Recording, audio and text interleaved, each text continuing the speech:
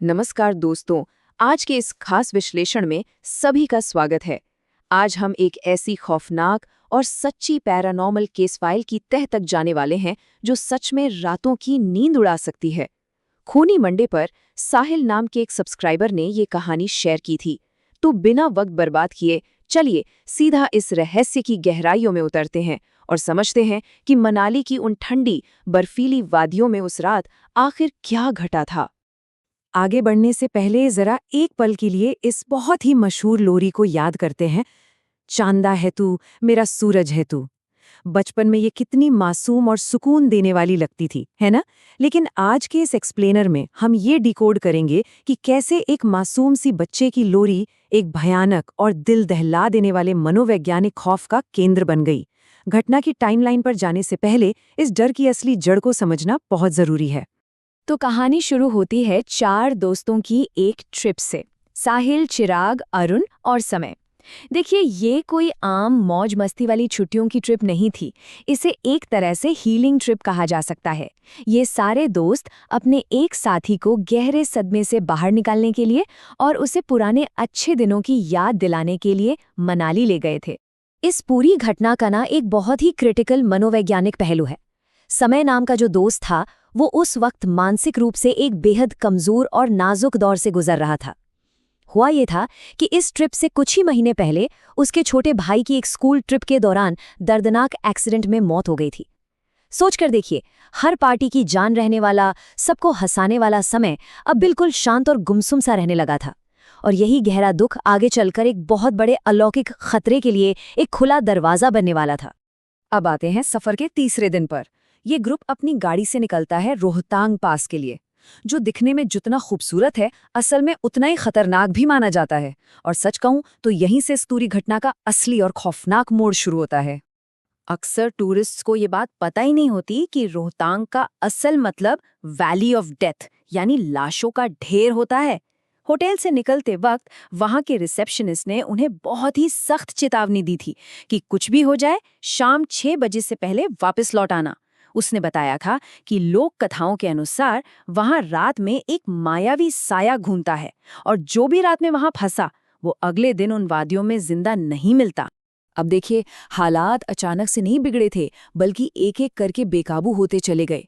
उन दोस्तों ने उस लोकल वार्निंग को बस एक अंधविश्वास समझा, उसे इग्नोर किया और हंसते गाते आगे बढ़ गए। पर अनजाने में ही सही, उन्होंने खौफ के एक पूरे सिलसिले को दावत दे दी थी।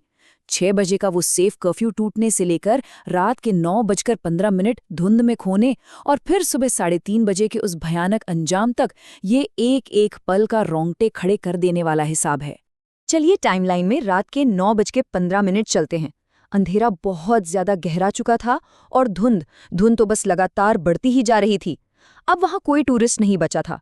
चारों तरफ इतना घना कोहरा था कि कुछ मीटर्स आगे की सड़क या मोड़ तक नजर नहीं आ रहे थे।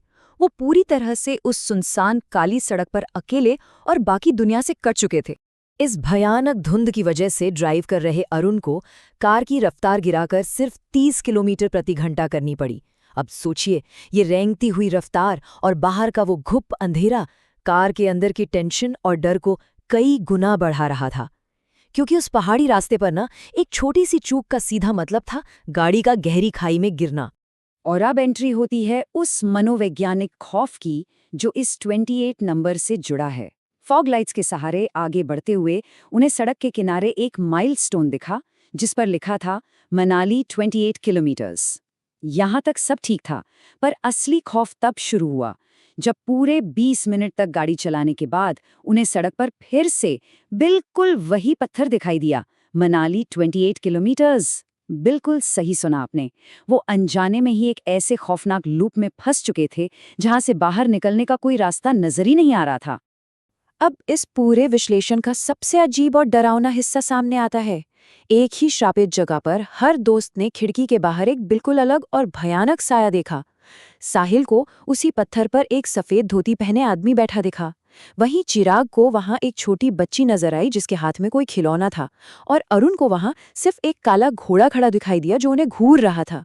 मतलब जगह एक, पत्थर एक, पर खौफ के 3 अलग अलग चेहरे।